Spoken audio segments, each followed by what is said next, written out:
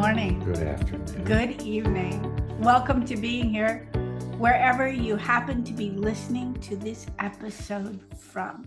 Hey, I like that. Relax. Yes, just relax. I'm Ariel. I'm Shya. Wouldn't it be nice if you could just relax by saying relax and get relaxed? If that worked. The only thing is, somebody'd say, relax, you're driving, you'd fall asleep. Yeah, maybe. Maybe. Anyway, let's talk about allowing oneself to be okay as we are in the current moment of our lives. That might be relaxing, you know? Yeah. Last week's episode on being you was relaxing. If you haven't listened to it yet, it's a great lead into this one. I've been looking at relaxing today. And I realized sometimes what's relaxing for me is actually doing things. Like this morning or earlier today, you relaxed by taking a little snooze, a nap. And I looked around, I thought, oh, wow. What if I clean all the surfaces in the kitchen? I noticed it when I went in there, though. Yeah, it was very relaxing. Like the stove surfaces were just sparkling. It was like magic. Yeah. You know, we normally clean up after we cook, but this, you gave it a little extra attention. I did, and I cleaned the cutting board and underneath the cutting board and the surfaces, and it was relaxing because it was what you were doing while you were doing it. Yeah. You know, frequently we call it multitasking, and we try to get many things done at once. But I have found that over the years, unitasking really gets productive, that you really produce a lot more when you just do what you're doing, complete it, and move on to the next thing. You know, sometimes we'll go into the kitchen, it'll be in the evening, and we'll finish the dishes in the morning. That's relaxing. Other times it's let's do them now. And if you hold what you're doing as a chore, well, then you have to do it rather than want to. Yeah, you know, it's interesting. A few minutes ago, I walked into my fly tying area and I saw that our cat baby had decided that deer tails were her toy of the day. And so there were a few of them laying around. So I picked them up and put them away because I guess I left the drawer a little unclosed and she could reach in and grab. That's funny. But then I sat down and tied a fishing fly. I haven't done it in a long time because it's winter here and we've been away in Costa Rica and so, you know, I haven't done it. Should be well into spring by the time. Yeah. But when I look outside, it's very definitely winter. You know, snow all over the place. But I noticed that I am very skillful when I tie fishing flies in this moment as I tie this fly. And it wasn't because I needed it for some reason, but it just caught my eye that it would be a nice fly to take with us when we go off on a next fishing adventure. I'm looking forward to seeing it when it's appropriate to show it. Well, I finished it, so I'll show it to you afterwards. Before we take our first guest, another idea that came to me regarding relaxing while I was taking a quick lay down myself. There was a woman this year who came to Costa Rica. She's an accomplished person. She manages 2 children, school-age children, in their after-school programs. She's a devoted wife. She's an administrator at a job where she manages many people, and she is skilled, appreciated, works long hours. And she was worried she was lazy. Yes. And I just thought I'd drop that in there because I imagine that a lot of our listeners don't let themselves relax because they're afraid it means they're lazy. You know, when I was a kid, the teachers in school told each other that I was lazy. Now, I didn't learn to read till I was about 18 years of age because I wanted to go to college, but I was severely dyslexic as a child. And so reading and spelling and things like that, which is impossibly difficult for me. And uh, LAZY. I look around. I still think I'm LAZY, but I look around my house and I see what I've produced and I see what I've created. And a lazy person couldn't do that. Well, maybe it's because I married you, and so I could blame it on you, and I could still be lazy. Let's take our first guest. Okay. Cheryl, welcome to being here. Tell people where you're zooming in from. Hi, Ariel and Shya. I'm zooming in from a city in Texas called Corpus Christi, where I'm visiting my family right now. Nice. That's great. Welcome to being here. Yeah, thank you. It's great to be here.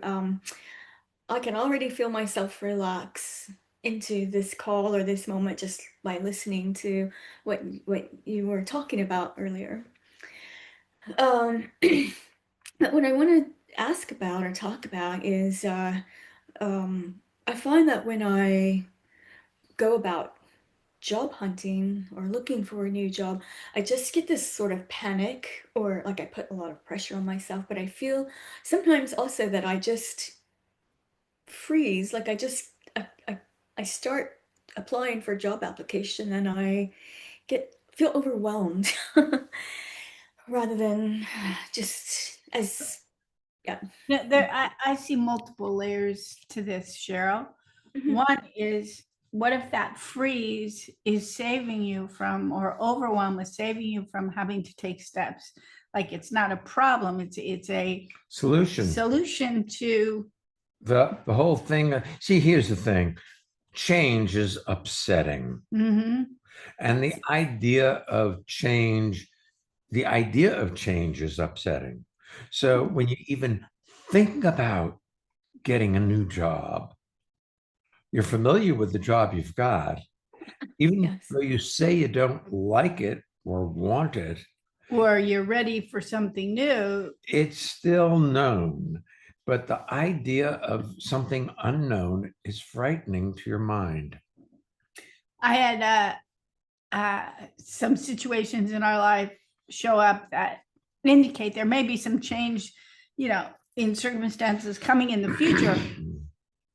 And immediately I started realizing I needed to be extra careful with our knives.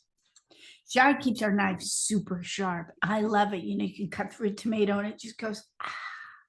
But you could do the same thing to a finger. And because the concept change rocked my world, my physicality became discombobulated. So it was really fun to bring me back here. It's not a one-time thing, Cheryl. It's like, and now, and now, and now. And you see, you're rushing off to a future that hasn't gotten here. We've got that. Yes. And by the way, if you get offered a job, you don't have to take it. You could interview them, and see if that's where you want to be. This is the type of stuff we have right now. Okay, I'll use this. Thank you. Yeah. Yes, that brings up something. When I first took this job, I felt like I needed a job right away, and I took it even though I saw the red flags. No. Oh, See, that's where you make a mistake. You took it because you wanted it. How many years you been in this job? Almost 7 years. Yeah. Don't you think you're a little tired of that story by now? Yeah, because if you didn't want to take this job, you would have been out of there 7 years ago. Or 6.5 at the very least. That's right. You would have taken it and kept looking until you found something that you considered more optimal. But this is what you wanted. It was safe. You knew how to do it. It was easy. And it was a distance from your family, which was also what you wanted. You wanted some autonomy, so there you got it. Yeah, I can see that. Yeah. Well, but you have the idea you could do it wrong, or that you have done things wrong. How's that possible? Okay. I can definitely see my mind. I guess I can't. Yeah. Well, here's the thing, I, Cheryl. Let's not yes. call it your mind. Okay.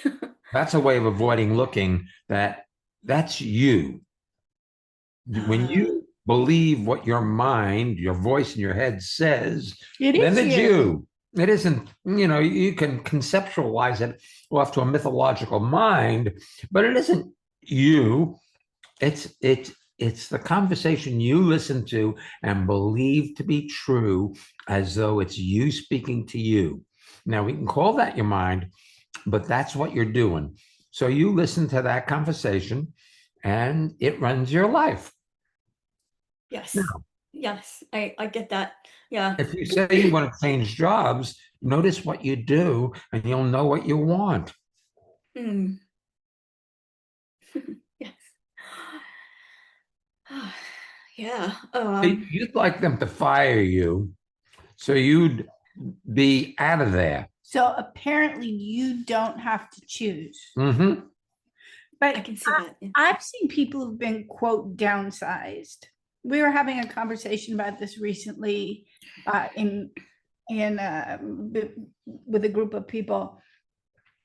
A company only downsizes The people they want to get rid of. the people who are not working as well as others. If somebody's really Yeah, integrated, if they you keep them.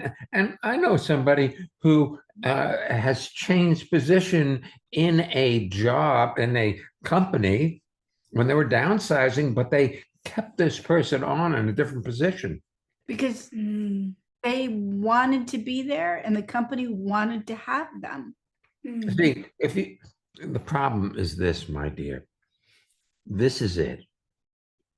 This moment is your life in this moment.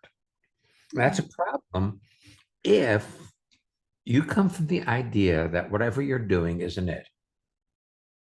What would you do without this problem? I have this. Oh, sorry. I don't know if that was rhetorical or real question or. All right, well, let's have it be a real question. What would you do? What first comes to mind is that I'd feel like free and I'd be Well, free can be a little Free scary. can be okay. drive you crazy being free, Then I'm you won't getting know a what to do with yourself. I'm getting a picture from the Wizard of Oz. At the end of the Wizard of Oz, the wizard takes off in his balloon. He's free. And they're like, no, no, you're leaving without me, Dorothy says. And he's like, I can't control this thing. I don't know how to control this thing. It just takes off. If you're free, you're out of control. I'm not sure you want that. Yeah. I I remember can. back when Shya and I were first dating. I know this is kind of a strange analogy, but Should be interesting. We talked about our past, my past dating history, his past dating history. And he told me that he knew he didn't want to marry his first wife, but he went ahead anyway. And then ultimately it ended in divorce. And when we were a little farther down the line, and I realized, I really wanted to be with Shia, I let him know. I said, look, I just want you to know, I want to get married, but it doesn't fit my pictures to ask you. But I thought I'd just let you know in case you're interested. And he said, when I wasn't too, like, I don't know what, manipulative or whatever, I just told him. And he said, oh, okay, will you marry me? And I said, no, absolutely not. Because in that moment, I knew it wasn't a heartfelt bedrock request or ask. And then he said, down the line, what would you say if I ask you to marry me? He probably didn't want to be rejected again. I said, I'll tell you when you ask me. And then down the line a bit, he actually asked me. And I had to actually look and see not what my preference from my childhood was, but do I want to marry this man? And I said yes. I'm so glad he asked authentically that we waited until we hit our bedrock truth. Because if we started the relationship with the, I'm just doing this because I need a relationship, kind of like you told yourself that lie about your current job, that you only were taking it because you were desperate, then you hit that stress point and your satisfaction goes out the window. You're never fully settled. This is the same man that I said no to. But we were not yet telling ourselves the truth about what we really want. And I have a feeling that 7 years ago version of Cheryl was unwilling to be honest and hit the bedrock of her and say, I want this job. So you've been on the shifting sands of that story you told yourself for 7 years. Yeah. Now, the job you're currently in, Yes. you like it? I like what I do. I don't like the environment. Yeah. Well, you didn't answer my question. Oh. Do you like what you do? What I do? Yes. Yes. Can you do that activity in other places somewhere in the world?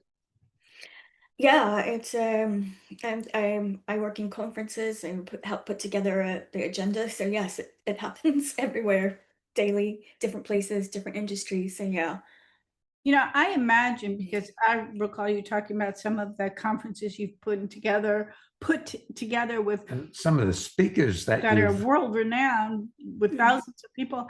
I imagine your skill set. you're is quite good at what you do. Yeah. Yes. Yes, I think I believe that. It took a while, but I do believe that. Yes. Then Well, do you believe it, or are you good at what you do? Yes. Yes, what? Oh, yes, I'm good at what I do. Yeah. That's right. You see, you keep things vague, and then everything stays vague. Then you're good at keeping things vague. You're good at freezing yourself. You're good at your job. You're good at your dating or lack of dating. You're just good at what you do.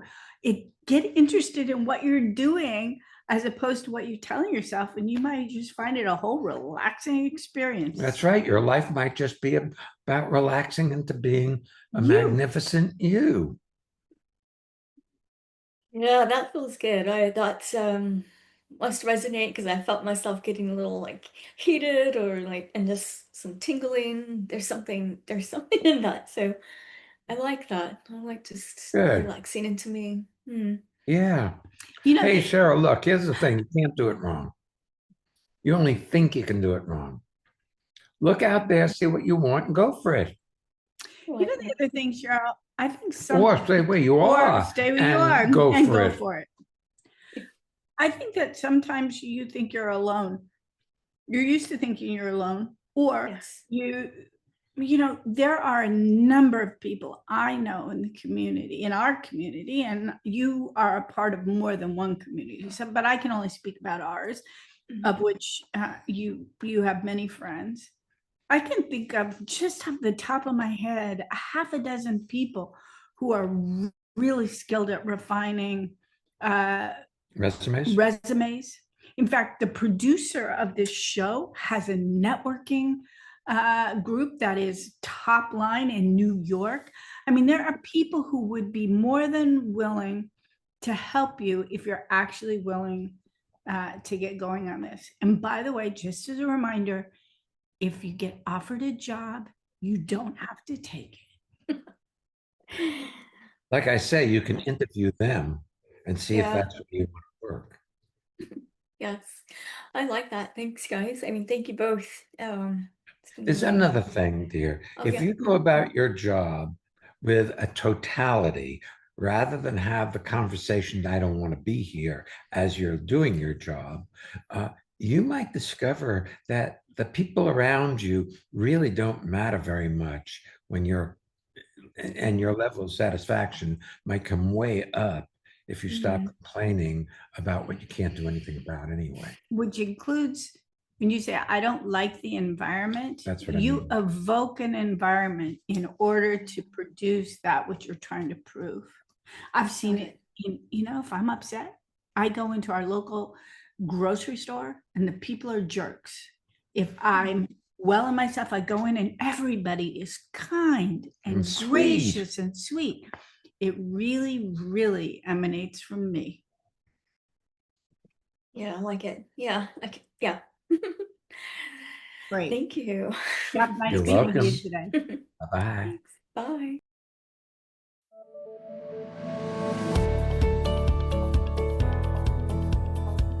It's that time. The time for what? Our listener feedback spotlight. What is that? Well, I'm so proud of the people who listen to this show.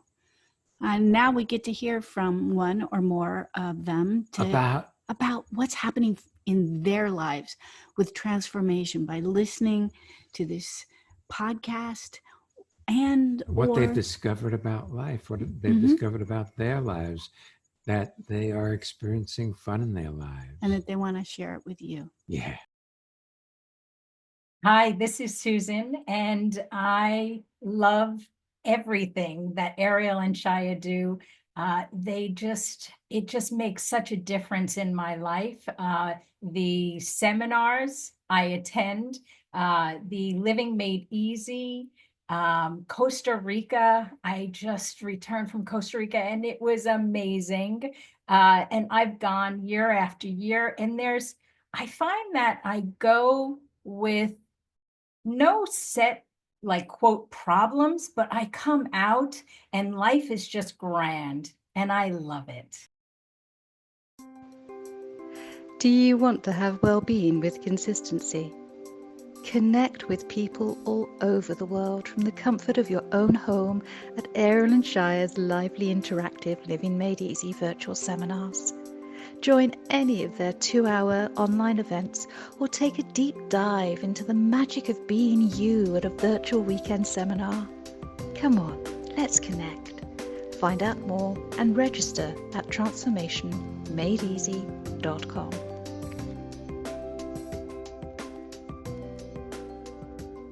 You can come meet our producer, other folks. You can meet Cheryl often at our Living Made Easy 2-hour virtual seminars.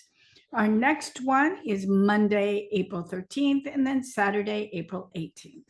The weekend we have coming up is the Freedom to Breathe on May 14th in Hamburg, Germany. It's a Thursday. And then Friday night, Saturday, and Sunday, we're doing Being Boldly You. Also in Hamburg. Now, Costa Rica 2027 is open and filling fast, and you are welcome, but a prerequisite is a weekend seminar with us. You can find out more about all the details at transformationmadeeasy.com. Great. Let's take our next guest. Yes. Gaurav, welcome to being here. Thank you, everyone. Hello. Tell people where you're zooming in from, please. So my name is Gaurav and I'm from Winnipeg, which is situated in Canada. Yes. Excellent. Welcome. Thank you so much. How you doing? I'm doing good. Yeah. So yeah, I'm doing good. Great, actually. That's great. Wonderful. I'm glad to hear that. Yeah, you look well. So did you have a question for us, or did you find this conversation with Cheryl stimulate thoughts for you? What's happening? So yeah, I just have a question about like why sometimes I don't feel like relaxed and I just add up things more and more and make my day fully like booked and my mind like like in my mind I have a lot of things going on and then I feel that I'm not in a relaxed situation. So Yes. why things happens like this? Well, first, sounds like you're human. What do you think? Well, he's human, yes. But I think it's got to do with maybe this problem is the solution.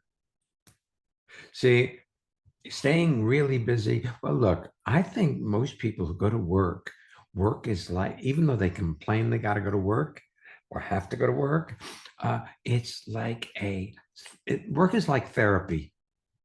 You know, it's you have things to do, so you stop thinking about you for the most part to get your work done, and you take a break. But otherwise, if left to your own devices, you'd complain about yourself if you're normal. You're not doing enough, haven't gotten far enough in your career, need to have a relationship or something that you don't currently have, a different job, perhaps, like our last guest. Sometimes when people hit the unknown, it's so easy to fill your day so that you don't have to look and see what's next. Or I know you're relatively recently married, so it's like I might even having your mind really busy might be easier than discovering the next level of intimacy with your new wife. Yeah, actually, like a lot of people says that okay, this is your first year of like marriage, and this is a golden period of your marriage. But in my mind, that sudden shift just increase a lot of like I start thinking a lot of ways that like basically I'm changing myself. I'm just trying to um understand my wife and just trying to make a family like around me. So a lot of changes is being a contradictory what people are saying and what I'm going through. Um, Let me caution you about what people are saying. See, people are saying what they know to say, and they may not be well in themselves. They may not be happy in their own relationship, but they give advice, you know. I can't say the first year was the golden year of our relationship. Actually, we're together 43 years. I think we're in a golden year right now. Yeah, far more golden, and not just because of age. It's like things that were. I look at relationship, Gaurav, like a rock polisher. Yeah, you know how rock polishers work. They put you in a tumbler with other rocks, and the rough edges get rolled off, but it's not by it's not soft. It's by tumbling, falling, hitting each other, bouncing into things, and and then eventually the stones become round. So you got some rough edges. Your wife has some rough edges. They're probably bumping up against each other, and people are like, this is gold. And you're like, wow, I don't know about that. And the other thing is this, this is a very upsetting world we live in. And so it's difficult to relax if you're driven to get somewhere that you think you're not. Like you're not far enough along in whatever, in your job, in the relationship. Maybe you should just, well, here I go, relax and allow yourself to be where you are, as you are. And look, the second principle of instantaneous transformation says no two things can occupy the same Garev at the same time. Okay. Or your life is showing up exactly as it is in the current moment. And you really can't do anything about that. Can you? I mean, right now, in this moment, we are talking. I'm talking. You're listening. Okay. But if you can't be different in this moment, neither can your wife. She can only be the way she is. Expecting her to be different than she is puts a great deal of pressure on both of you to be different than you are. That's not going to allow you to relax. I have a couple of questions. It doesn't sound to me like your accent is native to Winnipeg. Where did you grow up? So I grew up in India, the north side of India. Okay. And how long have you been in Winnipeg now? It's been 4.5 years. Great. And your wife, did she grow up in Winnipeg? No. And she grew up in India? Yes. What kind of climate was it in India? It's hotter, like it's like 40 degrees where I grew up. Yeah. So And what's the she's temperature in Winnipeg today? It's -2. Man, if it was my first winter, just full disclosure, we're doing this, recording this quite a bit early. It's like I know it airs on my birthday. Happy birthday to me! But it's this is your wife's first winter with freezing weather, and you're learning each other, and she's learning a new country, and just and a new job and a new life, and to expect it to be the golden time is kind of like, really? Oh my. Yeah, like And I was, sorry, yeah. it's been my experience that most people who give other people advice aren't doing so well.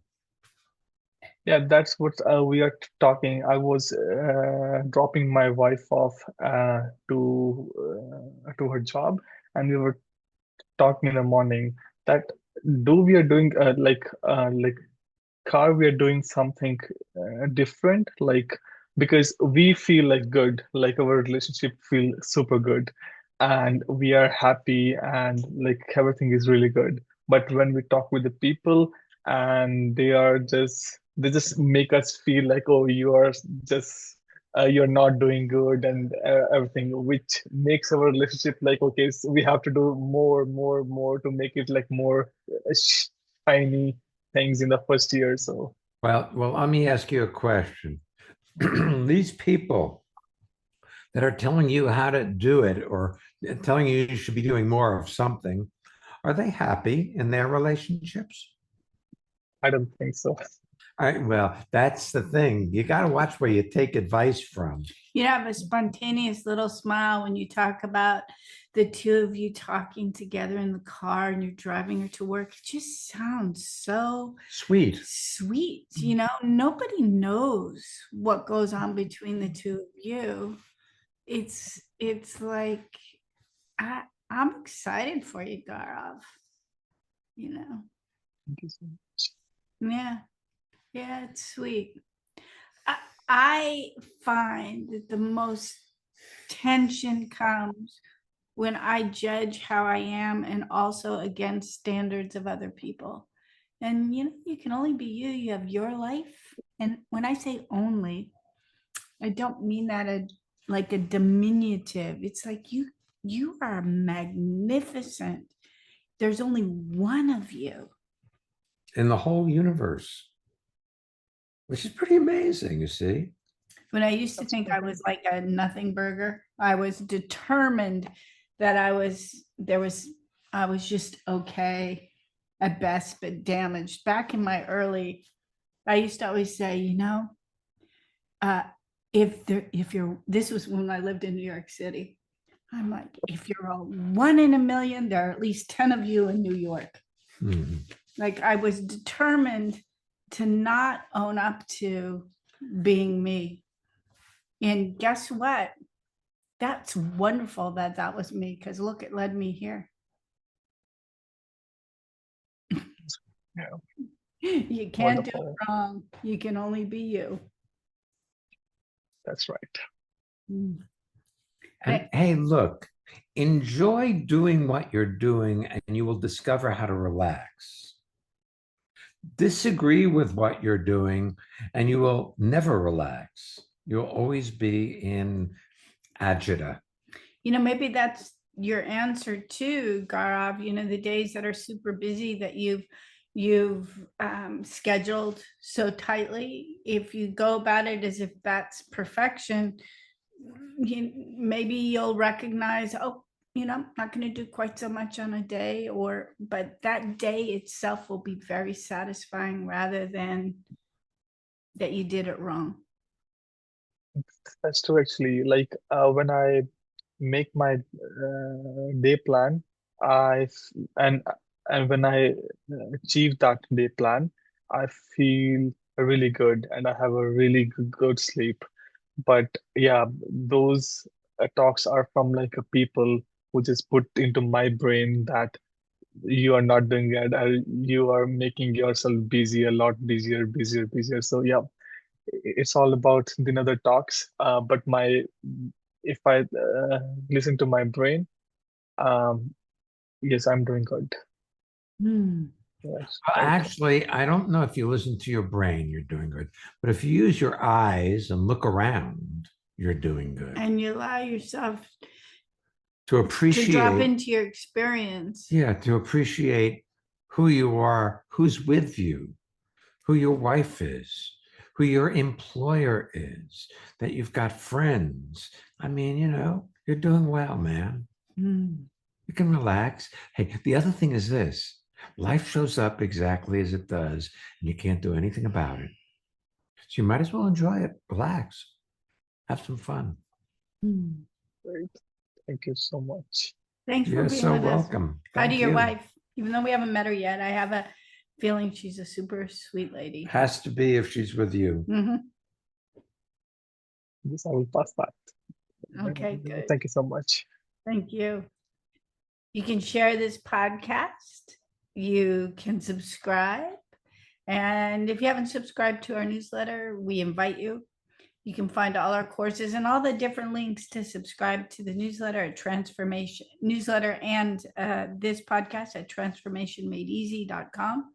Next week's podcast, Better Than Royalty. Yeah, oh, I know what that means. Yeah, well, you can tune in next week and And find find out out. more. We'll be back next week. So come on back. And don't miss being here.